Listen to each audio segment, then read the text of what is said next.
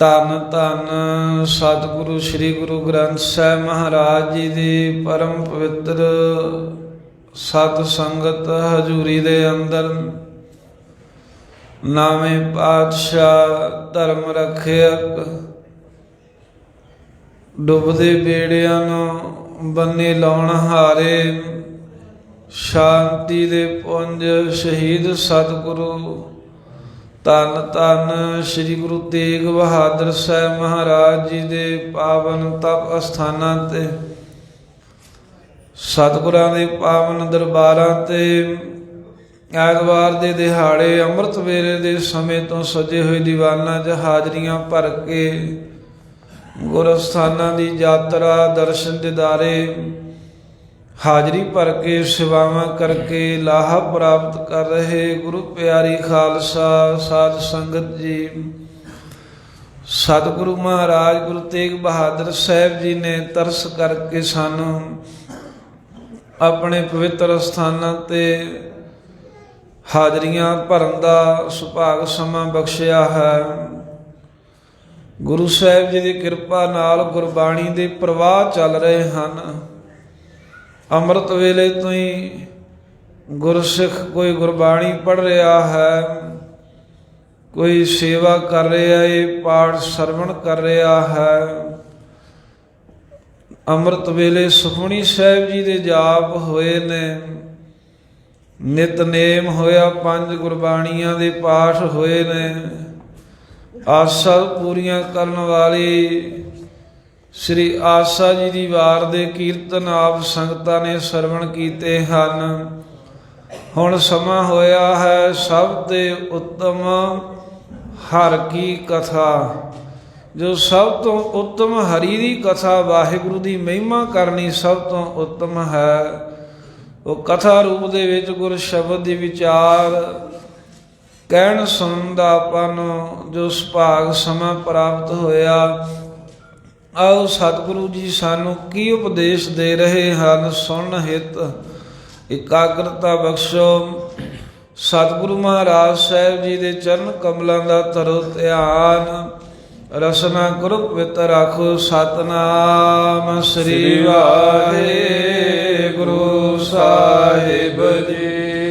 ਸਤਿਨਾਮ ਸ੍ਰੀ ਵਾਹਿਗੁਰੂ ਸਾਹਿਬ ਜੀ। ਮਾਝ ਮਹੱਲਾ ਤੀਜਾ। ਸਭ ਘਟ ਆਪੇ ਭੋਗਣ ਹਾਰਾ। ਧੰਨ ਧੰਨ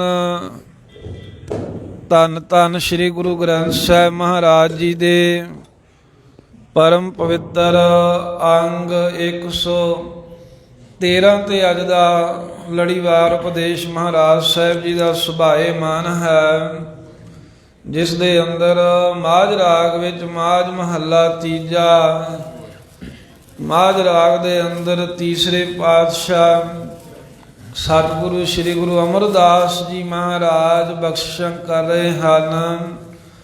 ਗੋਂਦਵਾਲ ਸਾਹਿਬ ਦੀ ਪਾਵਨ ਪਵਿੱਤਰ ਧਰਤੀ ਤੇ ਇਹ 8 ਪਦਿਆਂ ਵਾਲੀ ਬਾਣੀ ਗੁਰੂ ਅਮਰਦਾਸ ਸਾਹਿਬ ਜੀ ਦੇ ਮੁਖੋਂ ਪ੍ਰਗਟ ਹੋਈ ਹੈ ਸਾਡੀ ਕਲਿਆਣ ਵਾਸਤੇ।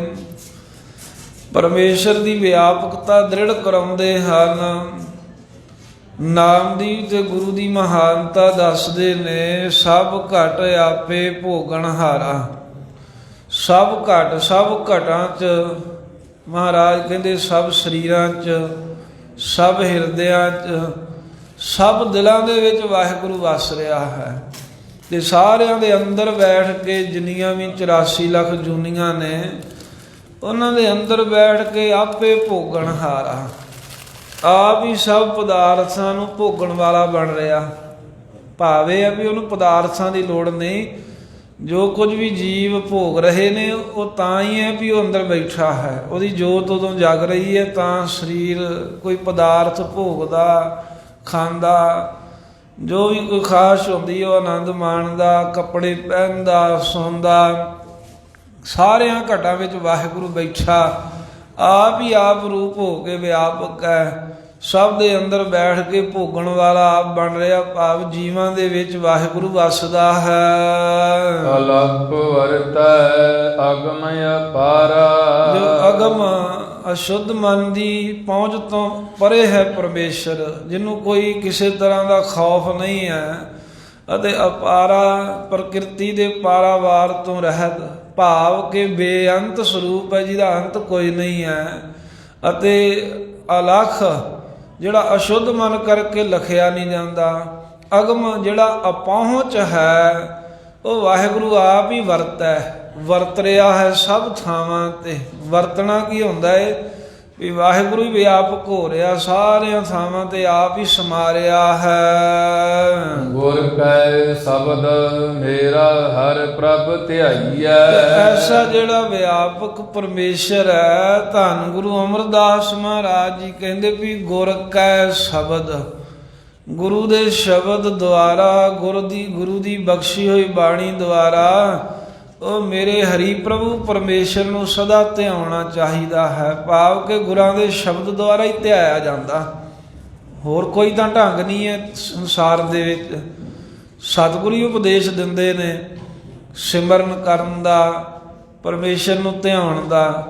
ਨਹੀਂ ਤਾਂ ਸੰਸਾਰ ਦੇ ਵਿੱਚ ਹੋਰ ਜਿਹੜੇ ਲੋਕ ਹਨ ਉਹ ਮਾਇਆ ਦੀਆਂ ਗੱਲਾਂ ਕਰਦੇ ਨੇ, ਮਾਇਆ ਦੇ ਲੈਕਚਰ ਬਹੁਤ ਦਿੰਦੇ ਨੇ, ਆਪਣੇ ਕੰਮ ਚਲਾਉਣ ਦੇ ਢੰਗ ਦੱਸਦੇ ਨੇ, ਦੁਨੀਆ ਨੂੰ ਪਿੱਛੇ ਲਾਉਣ ਦੇ ਭਾਸ਼ਣ ਉਹਨਾਂ ਯਾਦ ਕੀਤੇ ਹੁੰਦੇ ਆ, ਦੁਨੀਆ ਨੂੰ ਮੂਰਖ ਬਣਾਉਣਾ ਉਹ ਗੱਲਾਂ ਕਰਦੇ ਆ। ਪਰ ਪਰਮੇਸ਼ਰ ਦਾ ਸਿਮਰਨ ਤਾਂ ਨਹੀਂ ਇਹਨਾਂ ਗੱਲਾਂ ਨਾਲ ਹੁੰਦਾ। ਸਿਨੇਮੇ ਵੇਖਦੇ ਆ ਲੋਕ, ਕਿੰਨੇ ਸਿਨੇਮੇ ਕੰਨੇ ਹੀ ਮਾਇਆ ਖਰਚ ਕੇ ਤਿਆਰ ਕਰਦੇ ਨੇ, ਜਿਹੜੇ ਹੋਰ ਹੀ ਤਰ੍ਹਾਂ ਦੇ ਗੀਤ ਗਾਉਣ ਵਾਲੇ ਗਾਈ ਜਾ ਰਹੇ ਨੇ ਰਾਤ ਦਿਨ।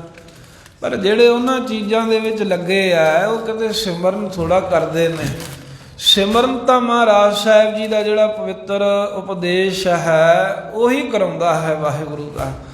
ਤਾਂ ਗੁਰੂ ਅਮਰਦਾਸ ਸਾਹਿਬ ਜੀ ਕਹਿੰਦੇ ਵੀ ਗੁਰ ਕੈ ਸ਼ਬਦ ਮੇਰਾ ਹਰ ਪ੍ਰਭ ਧਿਆਈ ਹੈ। ਕਹਿੰਦੇ ਗੁਰਾਂ ਦੇ ਉਪਦੇਸ਼ ਦੁਆਰਾ ਹੀ ਮੇਰਾ ਜੋ ਹਰੀ ਪ੍ਰਭੂ ਪਰਮੇਸ਼ਰ ਹੈ, ਸਮਰੱਥ ਹੈ, ਉਸ ਵਾਹਿਗੁਰੂ ਨੂੰ ਧਿਆਈਦਾ ਹੈ। ਗੁਰਬਾਣੀ ਦੀ ਸਿੱਖਿਆ ਕਰਕੇ ਸਿਮਰਨ ਕਰੀਦਾ ਹੈ। ਸਹਜੇ ਸੱਚ ਸਮਾਵਣਿਆ, ਤੇ ਜਦੋਂ ਪਰਮੇਸ਼ਰ ਨੂੰ ਧਿਆਉਂਦਾ ਹੈ ਜੀਵ ਦਿਲ ਦੀਆਂ ਗਹਿਰਾਈਆਂ ਚੋਂ, ਤਾਂ ਸਹਿਜੇ ਸੁਤੇ ਹੀ ਫਿਰ ਸੱਚ ਦੇ ਵਿੱਚ ਹੀ ਸਮਾ ਜਾਂਦਾ ਹੈ, ਸੱਚਾਈ 'ਚ ਲੀਨ ਰਹਿੰਦਾ, ਹਰ ਸਮੇਂ ਵਾਹਿਗੁਰੂ ਦੀ ਯਾਦ ਵਿੱਚ ਸਮਾਇਆ ਰਹਿੰਦਾ ਹੈ। ਓ ਵਾਰੀ ਜੀਓ ਵਾਰੀ, ਧੰਨ ਗੁਰੂ ਅਮਰਦਾਸ ਮਹਾਰਾਜ ਸਾਹਿਬ ਜੀ ਕਹਿੰਦੇ ਵੀ ਜਿਹੜੇ ਐਸੇ ਗੁਰਮੁਖ ਗੁਰ ਸ਼ਬਦੀਏ ਨੇ, ਹਉ ਵਾਰੀ, ਅਸੀਂ ਉਹਨਾਂ ਤੋਂ ਕਹਿੰਦੇ ਵੀ ਸਰੀਰ ਕਰਕੇ ਵਾਰੀ ਵਾਰਨੇ ਜਾਂਦੇ ਆ, ਜੀਓ ਵਾਰੀ, ਅਤੇ ਜਿੰਦ ਕਰਕੇ ਮਨ ਕਰਕੇ ਵੀ ਉਹਨਾਂ ਤੋਂ ਅਸੀਂ ਬਲਹਾਰ ਹਾਂ, ਅਥਵਾ ਮਨ ਬਾਣੀ ਸਰੀਰ ਕਰਕੇ ਉਹਨਾਂ ਜੀਵਾਂ ਤੋਂ, ਉਹਨਾਂ ਗੁਰਸਿੱਖ ਪਿਆਰਿਆਂ ਤੋਂ ਕੁਰਬਾਨ ਸਦਕੇ ਹਾਂ। ਗੁਰ ਸ਼ਬਦ ਮਨ ਵਸਾਵਣਿਆ, ਕਿੰਨਾਂ ਤੋਂ ਕੁਰਬਾਨ ਨੇ ਮਹਾਰਾਜ ਸਾਹਿਬ ਕਹਿੰਦੇ ਵੀ ਜਿਹੜੇ ਗੁਰੂ ਦੇ ਸ਼ਬਦ ਨੂੰ ਮਨ ਦੇ ਵਿੱਚ ਵਸਾ ਲੈਂਦੇ ਨੇ। ਮਨ 'ਚ ਵਸਾਉਣ ਤੋਂ ਭਾਵ ਆ ਵੀ ਗੁਰ ਸ਼ਬਦ ਨੂੰ ਆਪਾਂ ਕਿੰਨੇ ਜਾਣੇ ਸੁਣ ਰਹੇ ਆ, ਇੱਥੇ ਬਾਹਰ ਆਵਾਜ਼ ਜਾਂਦੀ ਹੈ, ਹੋਰ ਕਿੰਨੇ ਗੁਰੂ ਘਰ ਨੇ, ਸਭ ਥਾਵਾਂ ਤੇ ਗੁਰ ਸ਼ਬਦ ਗਾਇਆ, ਪੜ੍ਹਿਆ, ਸੁਣਿਆ ਜਾ ਰਿਹਾ ਹੈ।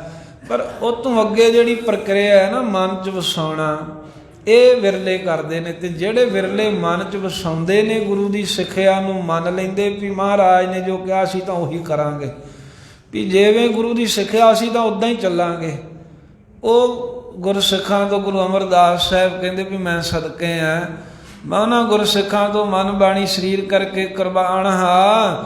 ਧੰਨ ਹੋ ਪਿਆਰਿਓ ਜਿਹੜੇ ਗੁਰੂ ਦੇ ਸ਼ਬਦ ਨੂੰ ਆਪਣੇ ਮਨ 'ਚ ਵਸਾਈ ਰੱਖਦੇ ਸਦਾ। ਸ਼ਬਦ ਸੂਝੈ ਤਾ ਮਨ ਸਿਉ ਲੂਝੈ, ਜੇ ਕਰਕੇ ਜਿਹੜਾ ਇਹ ਮਨੁੱਖ ਹੈ ਨਾ ਸ਼ਬਦ ਨੂੰ ਮਨ 'ਚ ਤਾਂ ਵਸਾਉਣਾ ਕਿਉਂਕਿ ਸ਼ਬਦ ਸੂਝੈ। ਜੇ ਇਹਨੂੰ ਗੁਰੂ ਸਾਹਿਬ ਜੀ ਦੇ ਸ਼ਬਦ ਦੀ ਸੂਝ ਆ ਜਾਵੇ, ਗੁਰ ਸ਼ਬਦ ਨੂੰ ਜਾਣ ਲਵੇ ਵੀ ਇਹ ਸਾਡੇ ਭਲੇ ਵਾਸਤੇ ਹੀ ਹੈ, ਜਾਂ ਗੁਰੂ ਦੇ ਬਖਸ਼ੇ ਸ਼ਬਦ ਉਪਦੇਸ਼ ਦੁਆਰਾ ਜਿਹੜਾ ਜੀਵ ਸੂਝੈ, ਸੂਝ ਕੀ ਸਮਝ ਪ੍ਰਾਪਤ ਕਰ ਲੈਂਦਾ ਹੈ। ਸੂਝ ਹੁੰਦੀ ਵੀ ਸਮਝ ਜਾਣਾ, ਸਮਝ ਆ ਜਾਣੀ, ਅਸਲੀਅਤ ਦਾ ਪਤਾ ਲੱਗ ਜਾਣਾ। ਤੇ ਜਿਹੜਾ ਗੁਰੂ ਦੇ ਸ਼ਬਦ ਦੁਆਰਾ ਸਮਝ ਲੈਂਦਾ ਹੈ ਵੀ ਇਹ ਸੰਸਾਰ ਜਿਹੜਾ ਹੈ ਇਹ ਝੂਠਾ ਹੀ ਹੈ, ਨਾਸਵੰਤ ਹੀ ਹੈ, ਵਿਸ਼ੇ ਵਿਕਾਰ ਕਿਸੇ ਕੰਮ ਨਹੀਂ ਆਉਣੇ। ਤਾਂ ਮਨ ਸਿਉ ਲੂਝੈ, ਤਾਂ ਫਿਰ ਉਹ ਪੁਰਖ ਜਿਹੜਾ ਹੈ ਨਾ ਗੁਰੂ ਸ਼ਬਦ ਦੁਆਰਾ ਸਮਝ ਕੇ ਬਾਹਰ ਲੋਕਾਂ ਨਾਲ ਨਹੀਂ ਐਵੇਂ ਅੱਡੇ ਫਾਹੇ ਲੈ ਕੇ ਝਗੜੇ ਕਰਦਾ। ਉਹ ਆਪਣੇ ਮਨ ਦੇ ਨਾਲ ਕਹਿੰਦੇ ਲੂਝੇ, ਲੂਝਣਾ, ਝਗੜਨਾ, ਮਨ ਨਾਲ ਲੜਨਾ ਜਾਣ ਲੈਂਦਾ ਵੀ ਇਹਦੇ ਮਨ ਨਾਲ ਲੜਨਾ ਚਾਹੀਦਾ। ਸਾਰੇ ਪਵਾੜੇ ਤਾਂ ਮੰਨਦੇ ਆ, ਬਾਹਰ ਐਵੇਂ ਕਦੀ ਕਿਸੇ ਨਾਲ ਲੜ ਪਏ, ਤੂੰ ਆਹ ਕਰਤਾ, ਤੂੰ ਆਹ ਕਰਤਾ। ਅਸਲ 'ਚ ਮਨ 'ਤੇ ਕਾਬੂ ਪਾ ਲਓ, ਬਾਹਰ ਦੇ ਝਗੜੇ ਵੀ ਮੁੱਕੇ। ਜਿਹੜਾ ਗੁਰੂ ਸ਼ਬਦ ਨੂੰ ਸਮਝ ਲੈਂਦਾ ਹੈ, ਗੁਰੂ ਦੀ ਬਾਣੀ ਨੂੰ, ਗੁਰੂ ਦੀ ਸਿੱਖਿਆ ਨੂੰ, ਧੰਨ ਗੁਰੂ ਅਮਰਦਾਸ ਸਾਹਿਬ ਮਹਾਰਾਜ ਕਹਿੰਦੇ ਵੀ ਉਹ ਜਿਹੜਾ ਪੁਰਖ ਹੈ ਫਿਰ ਆਪਣੇ ਮਨ ਦੇ ਨਾਲ ਲੁੱਝਣਾ, ਆਪਣੇ ਮਨ ਨਾਲ ਲੜਨਾ ਜਾਣ ਲੈਂਦਾ। ਉਹ ਕੀ ਹੈ ਲੜਨਾ, ਕੀ ਹੈ ਮਨ ਨਾਲ, ਵੀ ਜਿਹੜੇ ਤੇ ਅਸੁਰੀ ਸੰਪਦਾ ਹੈ ਉਹਨਾਂ ਨੂੰ ਦੈਵੀ ਸੰਪਦਾ ਦੇ ਨਾਲ ਕਹਿੰਦੇ ਵੀ ਜਿੱਤ ਲੈਂਦਾ ਹੈ। ਭਾਵ ਮਾੜੇ ਜਿਹੜੇ ਫੁਰਨੇ ਉੱਠਦੇ ਨੇ, ਜਿਹੜੇ ਮਾੜੇ ਅੰਦਰ ਖਿਆਲ ਹਨ, ਜਿਹੜੇ ਔਗਣ ਨੇ, ਉਹਨਾਂ ਨੂੰ ਗੁਣਾਂ ਦੇ ਨਾਲ ਜਿੱਤਣ ਲੱਗ ਪੈਂਦਾ। ਮਨ ਵਿੱਚ ਅਨੰਤ ਹੀ ਸੰਕਲਪ ਵਿਕਲਪ ਫੁਰਨੇ ਫੁਰਦੇ ਰਹਿੰਦੇ ਆ, ਤੇ ਜਿਹੜੇ ਮਨ ਦੇ ਅਨੰਤ ਹੀ ਅੰਤ ਤੋਂ ਰਹਿਤ ਫੁਰਨੇ ਉੱਠਦੇ ਹਨ, ਉਹਨਾਂ ਫੁਰਨਿਆਂ ਨੂੰ ਦਬਾਉਣ ਦੀ ਸੋਝੀ ਆ ਜਾਂਦੀ ਹੈ, ਉਹਨਾਂ ਫੁਰਨਿਆਂ ਨੂੰ ਕਾਬੂ ਕਰ ਲੈਂਦਾ ਹੈ। ਇਹੀ ਮਨ ਦੇ ਨਾਲ ਲੁੱਝਣਾ, ਲੜਨਾ, ਝਗੜਨਾ ਹੈ। ਮਨਸਾ ਮਾਰ ਸਮਾਵਣਿਆ, ਤੇ ਜਦੋਂ ਮਨ ਦੇ ਫੁਰਨਿਆਂ ਨੂੰ ਦੱਬ ਲਿਆ ਤਾਂ ਜਿਹੜੀਆਂ ਮਨਸਾ, ਮਨ ਦੀਆਂ ਵਾਸ਼ਨਾਵਾਂ ਸਨ, ਅਨੇਕਾਂ ਹੀ ਮਨ ਵਿੱਚੋਂ ਵਾਸ਼ਨਾਵਾਂ ਉੱਠਦੀਆਂ ਸਾਡੇ ਹਰ ਸਮੇਂ ਸੰਕਲਪ ਵਿਕਲਪਾਂ ਦੇ ਰੂਪ ਦੇ ਵਿੱਚ। ਉਹ ਗੁਰ ਸ਼ਬਦ ਦੀ ਸਮਝ ਰੱਖਣ ਵਾਲਾ ਆਪਣੇ ਮਨ ਨਾਲ ਲੂਝਦਿਆਂ ਝਗੜਦਿਆਂ ਲੜਦਿਆਂ ਮਨ ਦੀਆਂ ਵਾਸਨਾਵਾਂ ਨੂੰ ਮਾਰ ਕੇ ਤਾਂ ਪਰਮੇਸ਼ਰ ਵਿੱਚ ਹੀ ਸਮਾ ਜਾਂਦਾ ਮਨ ਦੇ ਸਮੇਤ। ਕਿਉਂਕਿ ਜਿਹੜਾ ਮਨ ਹੈ ਨਾ ਸਾਧ ਸੰਗਤ ਜੀ ਸਾਡਾ, ਇਹ ਬੱਚੇ ਦੇ ਵਾਂਗ ਹੀ ਕਰਦਾ ਹੈ। ਜਿਵੇਂ ਬੱਚੇ ਨੂੰ ਕਾਬੂ 'ਚ ਰੱਖਣਾ ਪੈਂਦਾ, ਇਹਨੂੰ ਰੱਖਣਾ ਪੈਂਦਾ ਹੈ। ਮਾਰਕੀਟ ਲੈ ਜਾਓ ਨਿਆਣਿਆਂ ਨੂੰ, ਉਹ ਹੀ ਆਖੀ ਜਾਣਗੇ ਕੁਝ ਨਾ ਕੁਝ, ਆਹ ਵੀ ਲੈ ਦਿਓ, ਉਹ ਵੀ ਲੈ ਦਿਓ, ਭਾਵੇਂ ਕੋਈ ਕੰਮ ਦੀ ਚੀਜ਼ ਨਹੀਂ ਹੈ। ਬਾਜ਼ਾਰ ਨਿਆਣੇ ਬੱਚੇ ਮਾਪਿਆਂ ਨਾਲ ਗਏ ਹੋਣ ਕਿਧਰੇ, ਕੁਝ ਨਾ ਕੁਝ ਮੰਗੀ ਜਾਂਦੇ ਨੇ, ਆਹ ਵੀ ਲੈਣਾ, ਉਹ ਵੀ ਲੈਣਾ। ਇੱਕ ਦੋ ਚੀਜ਼ ਮਾਂ ਬਾਪ ਲੈ ਵੀ ਦਿੰਦੇ, ਫਿਰ ਕਹਿੰਦਾ ਆਹ ਵੀ ਲੈਣਾ, ਉਹ ਵੀ ਲੈਣਾ, ਫਿਰ ਝਗੜ ਦਿੰਦੇ ਨੇ, ਫਿਰ ਚੁੱਪ ਹੋ ਜਾਂਦਾ, ਫਿਰ ਨੀਵੀਂ ਜੀ ਪਾ ਲੈਂਦਾ ਬੱਚਾ। ਇਸੇ ਤਰ੍ਹਾਂ ਹੀ ਜਿਹੜਾ ਸਾਡਾ ਮਨ ਹੈ, ਇਹ ਵੀ ਹਰ ਵੇਲੇ ਉਹ ਵੀ ਕਰਨਾ, ਇੱਥੇ ਜਾਣਾ, ਆਹ ਵੀ ਭੋਗਣਾ, ਮਾੜੇ ਪਾਸੇ ਸਭ ਖਿਆਲਾਂ ਵੱਲ ਜਾਂਦਾ ਹੈ। ਤੇ ਇਹਨੂੰ ਜਦੋਂ ਬੱਚੇ ਦੇ ਵਾਂਗ ਝਿੜਕਦੇ, ਭਾਵ ਕਿ ਕਾਬੂ ਵਿੱਚ ਰੱਖ ਲਵੇ, ਫਿਰ ਸਾਰੀਆਂ ਇਹਦੀਆਂ ਜਿੱਦਾਂ ਮੁੱਕ ਜਾਂਦੀਆਂ ਨੇ, ਤੇ ਜਿੱਦਾਂ ਨਹੀਂ ਛੱਡਦਾ। ਕਿਉਂਕਿ ਜਿਹੜਾ ਮਨ ਹੈ, ਮਨ ਇੱਦਾਂ ਹੀ, ਹੁਣ ਮਾਤਾ ਪਿਤਾ ਸੌਂ ਵੀ ਗਏ, ਉਹਨਾਂ ਦੀ ਜਾਗ ਖੁੱਲ੍ਹੀ, ਵੇਖਿਆ ਨਿਆਣੇ ਕਹਿੰਦੇ ਇਹ ਤੇ ਹਾਲੇ ਵੀ ਗੇਮਾਂ ਖੇਡੀ ਜਾ ਰਹੇ, ਇਹ ਤਾਂ ਹਾਲੇ ਵੀ ਟੀਵੀ ਗਾੜੀ ਬੈਠੇ ਨੇ। ਉਹ ਸੌਂ ਕੇ ਵੀ ਉੱਠ ਗਏ ਘਰਾਂ, ਉਹ ਨਿਆਣੇ ਜਿਹੜੇ ਹਨ ਉਹ ਹਾਲਾਂ ਆਪਣੀ ਕੰਮੀ ਲੱਗੇ, ਟੀਵੀ ਵੇਖ ਰਿਹਾ, ਕੋਈ ਗੇਮਾਂ ਖੇਡ ਰਿਹਾ। ਉਹ ਫਿਰ ਕਹਿੰਦੇ ਵੀ ਹੁਣ ਸੌਂ ਜਾਓ, ਅੱਧੀ ਰਾਤ ਹੋ ਗਈ ਹੈ, ਕਾਬੂ ਕਰਦੇ ਹਨ। ਐਵੇਂ ਹੀ ਸਾਡਾ ਮਨ ਹੈ, ਆਪਾਂ ਸੌਂ ਵੀ ਜਾਈਏ, ਇਹ ਮਨ ਨਹੀਂ ਸੌਂਦਾ, ਇਹਨੇ ਤਾਂ ਕੁਝ ਨਾ ਕੁਝ ਕਰਨਾ ਹੀ ਹੈ। ਸ਼ਰਾਰਤ ਇਹਨੇ ਕਰਨੀ, ਇਹ ਨਹੀਂ ਰਹਿ ਸਕਦਾ। ਬੰਦਾ ਸੁੱਤਾ ਏ, ਮਨੁੱਖ ਸੁੱਤਾ, ਤੇ ਮਨ ਜਿਹੜਾ ਹੈ ਉਹ ਰਾਤ ਨੂੰ ਸੁੱਤਿਆਂ ਵੀ ਕੁਝ ਨਾ ਕੁਝ ਕਰੀ ਜਾ ਰਿਹਾ, ਕਿਸੇ ਨਾ ਕਿਸੇ ਪਾਸੇ ਜਾਣਾ ਹੀ ਹੈ। ਕੋਈ ਮਾੜੀ ਖਿਆਲ, ਮਾੜੇ ਸੁਪਨੇ, ਮਾੜੇ ਕਰਮ। ਇਹਨੂੰ ਕਾਬੂ ਕਰਨ ਦਾ ਢੰਗ ਇਹੀ ਹੈ ਵੀ ਇਹਨੂੰ ਦਿਨੇ ਹੀ ਸੰਗਤ ਵੱਲ ਲਾ ਲਓ। ਜੇ ਦਿਨੇ ਸੰਗਤ 'ਚ ਲੱਗਾ ਹੋਊਗਾ ਤਾਂ ਰਾਤ ਨੂੰ ਵੀ ਸੁਪਨੇ ਫਿਰ ਸੰਗਤ ਦੇ ਹੀ ਲਊਗਾ। ਜੇ ਦਿਨੇ ਇਹਨੂੰ ਚੰਗੇ ਪਾਸੇ ਲਾਓਗੇ, ਕਿਉਂਕਿ ਮਨ ਨੇ ਠਹਿਰਨਾ ਨਹੀਂ, ਟਿਕਣਾ ਨਹੀਂ। ਬਸ ਇੰਨਾ ਹੀ ਆ ਵੀ ਭਾਵੇਂ ਚੰਗੇ ਪਾਸੇ ਲੈ ਜਾਓ, ਭਾਵੇਂ ਮਾੜੇ ਪਾਸੇ ਨੇ, ਉੱਧਰ ਜਾਣਾ ਹੈ। ਇਹਨੇ ਭੁੜਕੀ ਜਾਣਾ ਅੰਦਰ। ਜੇ ਤਾਂ ਅੰਦਰ ਉਹੀ ਕੁਝ ਗੱਲਾਂ ਨਿੰਦਾ ਚੁਗਲੀ ਦੀਆਂ ਕੀਤੀਆਂ, ਸਿਨੇਮੇ ਵੇਖਦੇ ਰਹੇ, ਫਿਰ ਰਾਤ ਨੂੰ ਸੁੱਤਿਆਂ ਵੀ ਇਹ ਸਿਨੇਮੇ ਹੀ ਵੇਖਦਾ ਹੈ, ਮਾੜੇ ਕਰਮ ਹੀ ਕਰਦਾ। ਜੇ ਦਿਨੇ ਸੰਗਤ ਕੀਤੀ ਹੈ, ਬਾਣੀ ਪੜ੍ਹੀ ਹੈ, ਸੇਵਾ ਵੱਲ ਲੱਗੇ ਰਹੇ, ਨਾਮ ਜਪਿਆ ਹੈ, ਘਰ ਦੀ ਕਿਰਤ ਕਰਦਿਆਂ ਵੀ ਕਿਸੇ ਦਾ ਮਾੜਾ ਨਹੀਂ ਸੋਚਿਆ, ਨਿੰਦਾ ਨਹੀਂ ਕੀਤੀ, ਫਿਰ ਰਾਤ ਨੂੰ ਵੀ ਮਨ ਜਿਹੜਾ ਹੈ ਨਾ ਸੁੱਤਿਆਂ ਇਹ ਸੰਗਤ 'ਚ ਹੀ ਤੁਰਿਆ ਫਿਰੂਗਾ। ਸੁੱਤਾ ਹੋਇਆ ਵੀ ਨਾਮ ਜਪੀ ਜਾਂਦਾ, ਸਰੀਰ ਸੌਂ ਗਿਆ ਪਰ ਇਹ ਨਿਤਨੇਮ ਕਰੀ ਜਾਂਦਾ ਸੁੱਤਾ ਵੀ। ਸੋ ਕਹਿਣ ਤੋਂ ਭਾਵ ਹੈ ਵੀ ਜਿਹੜਾ ਮਨ ਹੈ, ਇਹ ਮਨ ਬੱਚੇ ਵਾਂਗ ਹੈ। ਜਿਵੇਂ ਬੱਚੇ ਨੂੰ ਤਾੜਨਾ ਪੈਂਦਾ ਨਾ, ਐਵੇਂ ਇਹਦੇ ਨਾਲ ਲੁੱਝਣਾ ਝਗੜਨਾ ਪੈਂਦਾ, ਤੇ ਇਹਦੇ ਨਾਲ ਝਗੜਿਆ ਜਾਂਦਾ ਗੁਰ ਸ਼ਬਦ ਦੀ ਸਮਝ ਦੁਆਰਾ। ਗੁਰੂ ਸਾਹਿਬ ਜੀ ਦੀ ਬਾਣੀ ਦੁਆਰਾ ਸਮਝ ਪੈਂਦੀ ਹੈ ਮਨ 'ਤੇ ਕਾਬੂ ਕਰਨ ਦੀ। ਫਿਰ ਮਨੁੱਖ ਮਨ ਨੂੰ ਕਾਬੂ ਕਰਦਾ, ਵਾਸ਼ਨਾਵਾਂ ਮਰ ਜਾਂਦੀਆਂ, ਫੁਰਨੇ ਮੁੱਕ ਜਾਂਦੇ, ਵਾਹਿਗੁਰੂ ਵਿੱਚ ਹੀ ਸਮਾ ਜਾਂਦਾ ਹੈ ਮਨ। ਰਹਾਉ ਵਿਸ਼ਰਾਮ ਦੇ ਕੇ ਗੁਰੂ ਅਮਰਦਾਸ ਸਾਹਿਬ ਜੀ ਬਖਸ਼ਿਸ਼ ਕਰਦੇ ਹਨ। ਪੰਚ ਦੂਤ ਮੋਹਿ ਸੰਸਾਰਾ। ਧੰਨ ਗੁਰੂ ਅਮਰਦਾਸ ਮਹਾਰਾਜ ਤੀਸਰੇ ਪਾਤਸ਼ਾਹ ਜੀ ਕਹਿੰਦੇ ਨੇ ਵੀ ਪੰਜ ਦੂਤ ਮੋਹ ਹੈ ਸੰਸਾਰਾ, ਵੀ ਜਿਹੜੇ ਪੰਜ ਦੂਤ ਨੇ ਕਾਮ, ਕ੍ਰੋਧ, ਲੋਭ, ਮੋਹ, ਹੰਕਾਰ, ਇਹ ਪੰਜੇ ਦੂਤ ਸੰਸਾਰ ਨੂੰ ਮੋਹੇ ਹੁੰਦਾ ਵੀ ਲੁੱਟ ਰਹੇ, ਠੱਗ ਰਹੇ ਹਨ। ਸਾਰੇ ਸੰਸਾਰ ਨੂੰ, ਸੰਸਾਰ ਵਿੱਚ ਜਿਹੜੇ ਜੀਵ ਇਹਨਾਂ ਨੂੰ ਪੰਜ ਦੂਤ ਲੁੱਟੀ ਜਾਂਦੇ ਨੇ, ਜਿਹੜੇ ਪੰਜ ਦੂਤ ਹਨ ਇਹਨਾਂ ਨੂੰ ਠੱਗੀ ਜਾਂਦੇ ਹਨ। ਮਨ ਮੁਖ ਅੰਧੇ ਸੁਧ ਨਾ ਸਾਰਾ। ਪਰ ਜਿਹੜੇ ਮਨਮੁਖ ਨੇ ਅੰਨੇ ਹਨ ਅੱਖਾਂ ਦੇ ਹੁੰਦਿਆਂ ਵੀ, ਕਿਉਂਕਿ ਉਹਨਾਂ ਦੇ ਅੰਦਰ ਵਿਚਾਰ ਰੂਪੀ ਨਿਗਾਹ ਨਹੀਂ ਹੈ। ਜਿਨ੍ਹਾਂ ਦੇ ਅੰਦਰ ਵਿਚਾਰ ਰੂਪੀ ਨਿਗਾਹ ਨਹੀਂ ਹੈ ਨਾ, ਉਹ ਮਨਮੁਖ ਸਮਝ ਲਓ ਵੀ ਅੰਨੇ ਹੀ ਆ, ਜਿਨ੍ਹਾਂ ਨੂੰ ਗੁਰੂ ਦਾ ਬਖਸ਼ਿਆ ਗਿਆਨ ਨਹੀਂ ਹੈ, ਸੁੱਧ ਨਹੀਂ ਉਹਨਾਂ ਨੂੰ ਕੋਈ ਪਰਮਾਰਥ ਦੀ, ਕੋਈ ਸੁੱਧ ਨਹੀਂ ਵੀ ਅਸੀਂ ਕਿ ਸੰਗਤ ਵੱਲ ਵੀ ਜਾਣਾ ਹੈ। ਸਾਰਾ ਸਾਰ ਉਹਨਾਂ ਨੂੰ ਖਬਰ ਹੀ ਕੋਈ ਨਹੀਂ ਹੈ ਬ੍ਰਹਮ ਪਰਮੇਸ਼ਰ ਦੀ, ਵੀ ਉਹ ਵਾਹਿਗੁਰੂ ਵਸਦਾ ਹੈ। ਬਸ ਉਹ ਕਾਮ ਕਰੋ ਲੁੱਟੀ ਜਾਂਦੇ ਤੇ ਸਗੋਂ ਇਹ ਖੁਸ਼ ਹੁੰਦੇ ਆ। ਉਹ ਕਾਮ ਜਿਹੜਾ ਹੈ ਉਹ ਤਾਂ ਇਹਦਾ ਜੀਵਨ ਗਰਕ ਕਰ ਰਿਹਾ, ਇਹਨੂੰ ਇਉਂ ਲੱਗਦਾ ਵੀ ਇਹਦੇ ਨਾਲ ਬਹੁਤ ਪਤਾ ਨਹੀਂ ਮਨ ਨੂੰ ਖੁਸ਼ੀ ਮਿਲ ਰਹੀ ਹੈ। ਵਕਾਰ ਭੋਗ ਕੇ ਵਕਾਰਾਂ ਨੂੰ ਹੀ ਬੰਦਾ ਸੁੱਖ ਮੰਨੀ ਬੈਠਾ, ਕਹਿੰਦਾ ਇਹ ਤਾਂ ਸੁੱਖ ਹੀ ਬੜਾ। ਜਿਵੇਂ ਕਈ ਆਉਂਦੇ ਨਾ ਠੱਗ ਜੇ ਲੋਕ, ਉਹ ਕਹਿਣਗੇ ਜੀ ਪੈਸੇ ਤੁਹਾਡੇ ਡਬਲ ਕਰ ਦਿੰਦੇ ਆ, ਕੋਈ ਕਹਿੰਦੇ ਜੀ 3 ਗੁਣਾ ਕਰ ਦਿੰਦੇ ਆ। ਇਹ ਬੜੇ ਲੰਮੇ ਸਮੇਂ ਤੋਂ ਕੰਮ ਪਹਿਲਾਂ ਤੋਂ ਵੀ ਚੱਲਦਾ ਆਇਆ, ਬੜੇ ਲੋਕਾਂ ਲੁੱਟਿਆ। ਹੁਣ ਵੀ ਜੇ ਕੋਈ ਆ ਕੇ ਕਿਸੇ ਨੂੰ ਕਹਿ ਦਿੰਦਾ, ਆ ਥੋੜੇ ਦਿਨ ਪਹਿਲਾਂ ਵੀ ਕੋਈ ਇੱਧਰ ਮਾਲ ਵਿੱਚ ਘਟਨਾ ਹੋਈ, ਉਹਨੇ ਬਹੁਤ ਮਾਇਆ ਲੋਕਾਂ ਕੋਲ ਲੈ ਲਈ, ਰੌਲਾ ਵੀ ਪਾਇਆ ਨਾ ਤੁਸੀਂ ਇਹਦੇ ਕੋਲ ਠੱਗੇ ਜਾਓ, ਵੀ ਜਿੰਨੀ ਕੁ ਹੈਗੀ ਓਨੀ ਕੀ ਆਪਣੀ ਸੰਤੋਖ ਰੱਖੋ। ਪਰ ਦੁਨੀਆ ਕਹਿੰਦੀ ਸਾਨੂੰ ਫਾਇਦਾ ਹੋ ਰਿਹਾ, ਤੁਸੀਂ ਕਿਉਂ ਸਾਨੂੰ ਰੋਕਦੇ ਹੋ? ਕਹਿੰਦੇ ਵੀ ਸਾਨੂੰ ਤਾਂ ਅੱਗੇ 2-2 ਗੁਣਾ ਕਰਕੇ ਵਾਪਸ ਵੀ ਮਿਲ ਗਏ ਆ। ਉਹ ਠੱਗਾਂ ਨੂੰ ਫਿਰ ਪੈਸੇ ਦਿੰਦੇ, ਹੋਰ ਆਹ ਵੀ ਲੈ ਲਓ ਬਾਬਾ ਜੀ, ਆਹ ਵੀ ਲੈ ਲਓ। ਉਹ ਫਿਰ ਇਕੱਠੇ ਕਰੀ ਜਾਂਦੇ, ਵਿੱਚੋਂ ਥੋੜਾ ਵਾਪਸ ਦਈ ਵੀ ਜਾਂਦੇ।